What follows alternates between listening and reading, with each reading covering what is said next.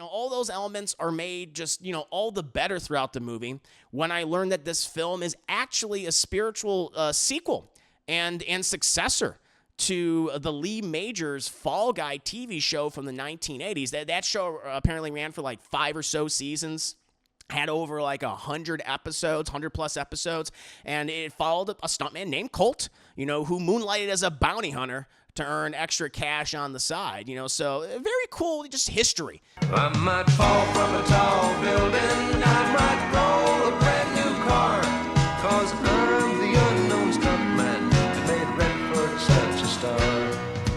We're going to go ahead and we're going to move on to my review for The Fall Guy. So, according to the press and film critics and the various powers that be, we have officially entered the summer movie and blockbuster season. Even though, again, we got some enormous blockbuster films all the way back in the earlier part of 2024, certainly in March, with the sci-fi epic Dune Part 2 and the kaiju neon slugfest that was Godzilla and Kong: The New Empire. But that's, neither here nor there. And I don't make these goddamn rules when the summer movie season starts. It's whenever everyone starts saying on social media or the studios or whoever else out there, when they say it starts, I'm like, okay, sure, it starts. I just like to review and watch movies and TV shows, right? However, this summer has been kicked off with the supposedly most anticipated action film of the year, The Fall Guy. And I'll admit, the first trailer for the film I thought was okay. Not bad, but it didn't really interest me as much as it did other people, clearly. But the film released a second trailer, and I liked it a lot more. It included several comedic gags that I thought were pretty funny, and I was like, all right, I like this. I was starting to vibe with it at that point, right? And plus, you had everything with Ryan Gosling and Emily Blunt at the Oscars and their whole back and forth. And, Ryan Gosling is coming off of Barbie, and as Ken, he was Knuff. And I was like, okay, yeah, I think we're all on that train together. And I was like, yeah, all right, I'm looking forward to it. But, I can finally safely say that I have seen The Fall Guy. Saw it earlier this morning at the senior citizen screening. Smelled of caramel chat. It was very lovely. All the senior citizens sucking on their Werther's Originals. But I gotta admit, I have a lot of mixed thoughts and opinions on this movie. But before jumping into the review itself, let me provide you guys with a bit of a synopsis. A former stuntman is asked by his ex-girlfriend to find the troubled and missing star of her first blockbuster film. But his search soon turns deadly as he must put his skills to the test to survive a bombastic conspiracy. So I want to start by praising the film and its director, David Leitch, by the fact that they made a movie that honors and pays respect to the amazing stunt choreographers and coordinators and stuntmen within the film and television industry. Leitch himself was a former stunt double and coordinator, and was even a stunt double for Brad Pitt. Like 5 times in some of his past films, and like 2 times for Jean-Claude Van Damme and other actors as well. And and he's put those skills, I think, to great use as a filmmaker in many of his movies. And it's very obvious he wants a film, like Fall Guy, to give a voice to those often overlooked people in the industry. And I think that's great. And we see that to a certain degree in Ryan Gosling's character of Colt, and also the film's meta-narrative on the stunt and film industries. Additionally, the movie's commitment to really good stunt work, practical effects, and on-location shooting in many cases just makes the film have a fun, classic kind of blockbuster vibe during many of the very well choreographed fight scenes and big action set pieces. And, and on top of all that, all those elements are made just, all the better throughout the movie when I learned that this film is actually a spiritual sequel and successor to the Lee Majors Fall Guy TV show from the 1980s. That show apparently ran for like 5 or so seasons. Had over like 100 episodes, 100 plus episodes, and it followed a stuntman named Colt, who moonlighted as a bounty hunter to earn extra cash on the side, so very cool, just history. I might fall from a tall building, I might roll a brand new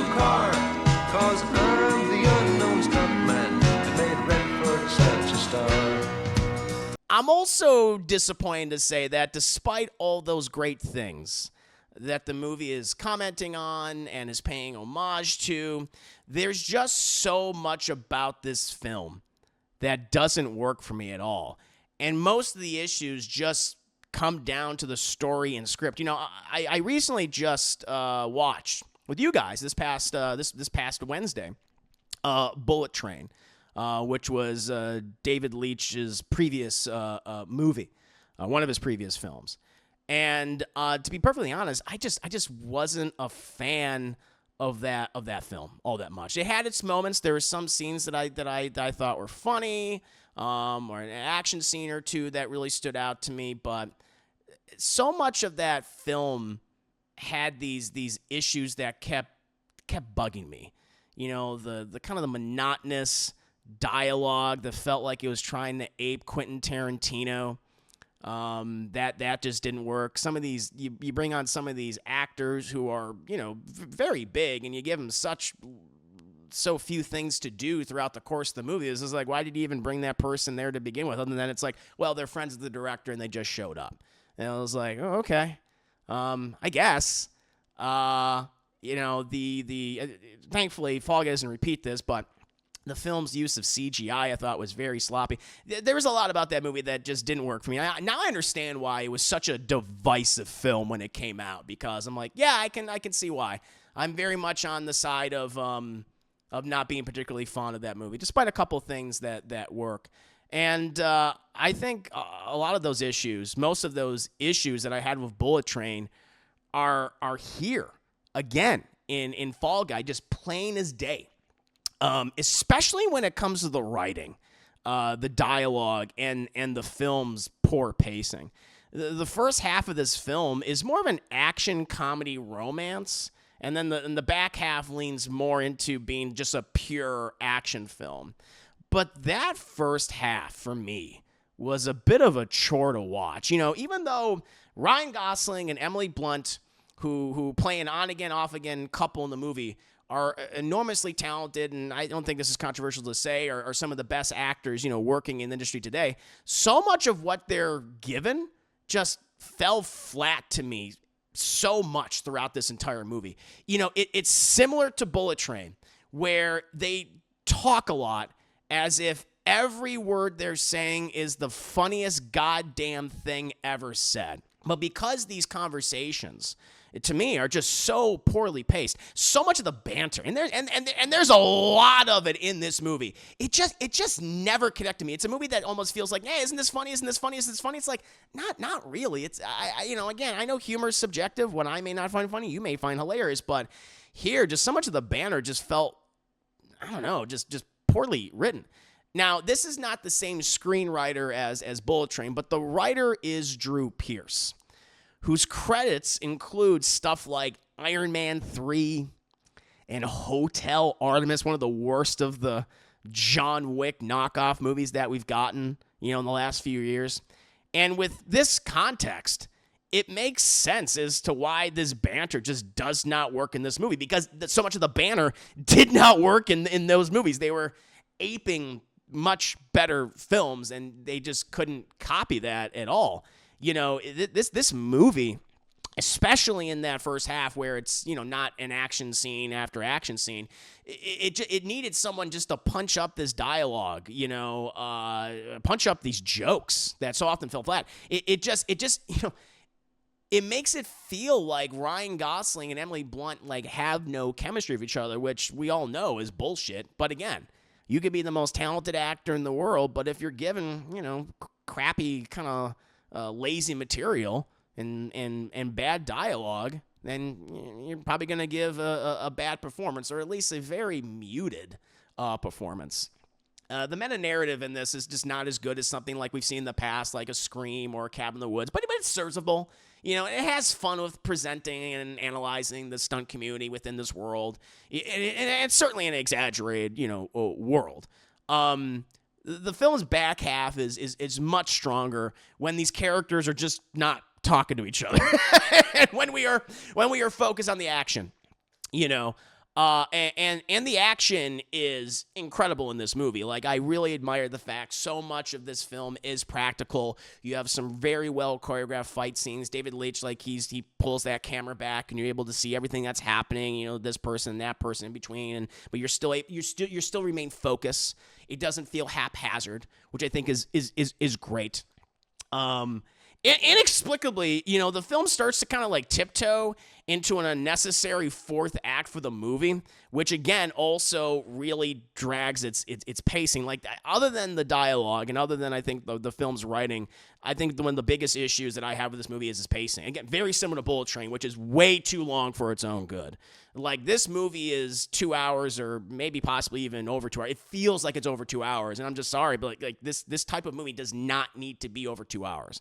The story that you've created, the conspiracy that you're continuously delving into and has layers upon layers upon layers, it's just not that interesting. Okay, and I wish they almost simplified it to a greater degree, and instead did a better job focusing on the relationships between these characters and the dialogue that they were given. You know, this movie premiered. I forgot. I didn't realize this.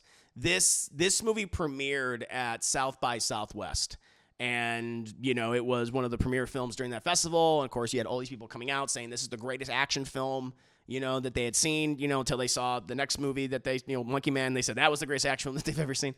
And I think that this movie is just another victim of that, certainly of that South by Southwest overhype. Like, I've been to a number of film festivals before, and people just kind of lose their minds. You know, they're literally clapping like seals when they see, you know, the boom mic guy's name pop up. And it was like, what are we doing?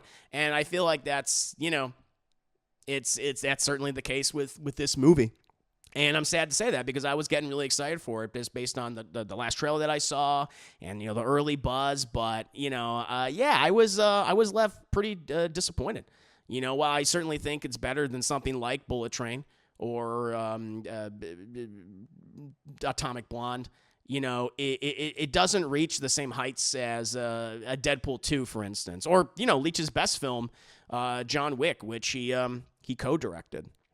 But what about you guys? You know, I feel like I'm probably going to be in the minority, not really jiving with this movie. But did you guys really love this film? Did you not like it? Were you more, I guess, kind of mixed on it like I was? Please, as always, let me know. 5 minutes later. Mike Manhattan, welcome. Do you know that director of John Wick movie star was a stunt double? Indeed, I did. I highlighted that in my review. He was a stunt double for Brad Pitt and Jean-Claude Van Damme. I didn't mention this in my review, but I also noticed he was a stunt double for, like, I think Brandon Lee. Oh, that's exactly what you said. There you go. Booze this bro. Yeah. Let's see. Overexposure. The trailer slowly started turning me away from the movie. It's further pushed me to wait till home release category. Yeah, I mean, the action is really impressive. So that's pretty cool. I mean, I guess this is also I saw it in a regular theater. I saw it, but I think there is IMAX. But yeah, it's just, I don't know. Like, honestly, David Leitch needs like better writers. That's what I've come to learn. Like, looking at his filmography. Let me look at his filmography here. Have the Fall Guy brought up. So of the films that he's, you know, directed, John Wick, which he was a co-director on, you know, which I think is probably his strongest written film.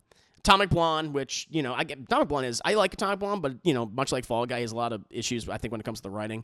Deadpool 2, like, I like Deadpool 2, but it's not as strong. It's not written as strongly as the original Deadpool. Fast and Furious, Hobbs and Shaw has, I think, writing issues. He produced Nobody, which, honestly, is probably other than John Wick's, the best out of this list. Bullet Train, which I had a ton of issues with. He produced A Violent Night, but didn't direct. And then, yeah, Fall Guy. So, yeah, I think, like, with him, yeah, so much of the action, the choreography, the stunt work and stuff is done quite well. But the people that he gets to write these movies for him, it's just not really working for me. So shocked that he got the guy that literally wrote one of the worst John Wick knockoff movies, Hotel Artemis. That's interesting. And Iron Man 3. It's like, ugh. I didn't know that. Had I realized that going in, I was like, wow, why is none of this banner like working for me? It's because the guy that who wrote it is the guy who wrote some really terrible banter for some older films. I was like, makes sense. Makes sense. Let's see here.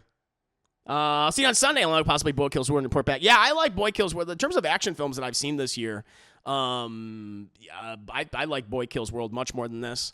I like Monkey, even though I had some issues with Monkey Man. I like Monkey Man more than this too. Let's see here. I like Bullet Train, so I might go check it out. Because I mean, if you, that's one thing I will say. If you like Bullet Train, then I think you'll probably like this because it just feels like another extension of that universe. It just feels like this movie literally takes place in the same world as Bullet Train. It just feels that way, just in terms of its tone, how people talk to each other, the exaggerated world. It's just like, yeah, this feels like could be in literally the same universe. Like Bullet Train happened like the other day, 100%. There are some other actors in there. Yeah, Winston Duke is in this. Like he's, Aaron Taylor Johnson, who I'm just like, what, I got, I didn't really highlight any of the other actors just because I don't think they get enough to do, or they really stand out or are very interesting, or they're given that kind of that banter that I just don't think really works. Kind of like that poor man's Quentin Tarantino dialogue. And I'm not a fan of Aaron Taylor Johnson. I think just after watching Bullet Train, and then after everyone said like, oh, that was his audition for James Bond. I'm just like, what is everyone talking about? What the fuck is everybody talking about? And then after this, which he's not always in it, and there's they do some stuff with his character. He feels like he's.